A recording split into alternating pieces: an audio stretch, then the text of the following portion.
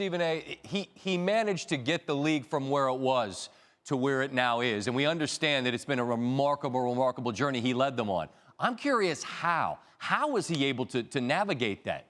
Sometimes it comes down to your soul being in the right place. He was a disciplinarian. He was strict. He was in your face.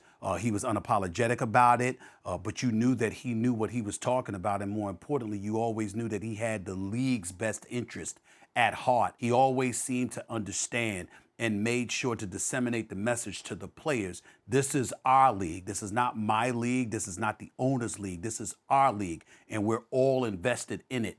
And repeatedly, through numerous CBA negotiations, although there were like 4 lockouts for crying out loud, right. The bottom line is that he was incredibly successful in sending that message and getting everybody to buy in order to achieve his ultimate aspiration, which was making the NBA the global iconic brand that it is today.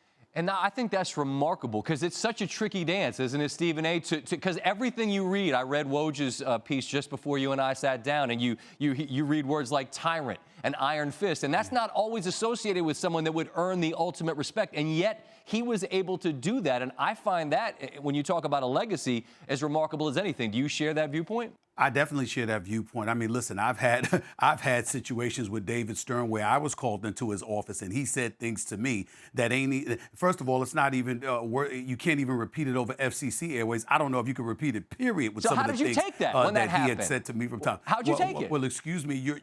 You're initially, when it first happens to you, you find yourself taken aback, offended, but fearful at the same time, and then you leave smiling because 2 minutes later, you'll see him say it to somebody else, and you realize there was nothing involved. It was David being David with no matter whom he was talking to. He respected your knowledge, but he also made sure to let you know he was incredibly knowledgeable and, more importantly, compassionate and hell-bent on elevating the NBA brand more than anybody that you can find. Michael Jordan knew it, Kobe Bryant knew it, LeBron James knew it. All the superstars that have ever blessed the game of the National Basketball Association knew what the NBA meant to David Stern. And that's why you have so many people sending out their condolences, heartfelt, I might add, because it's a devastating loss for the NBA community now, and all of us associated with it are clearly feeling it. Yeah, and you could add to that, obviously, magic. And we saw Bill Russell's very beautiful and poignant words about what the friendship meant.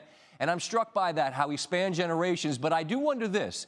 And this is not meant in any way to cast aspersions on the modern NBA because it exists largely because of David. Would his style work now with the empowered player who has more to say about the direction of the league than ever before? Absolutely. And here's the reason why.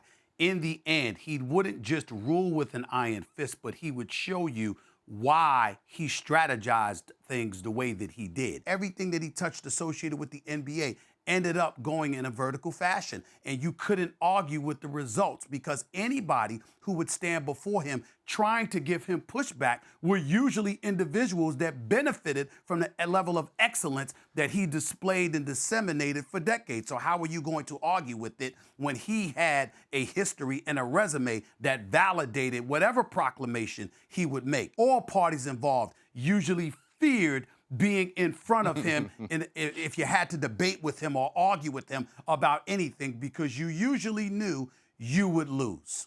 Stephen A., well said as always. Look, man, it's New Year's Day. It would have been real easy to be off the grid and not be available. We appreciate you being here for us. I wish you all the best in the new year, and thank you so much for your time and your context and perspective here on Commissioner Stern. Commissioner Stern is worth it, my man. No problem at all. Thanks for watching ESPN on YouTube. For more sports highlights and analysis, be sure to download the ESPN app.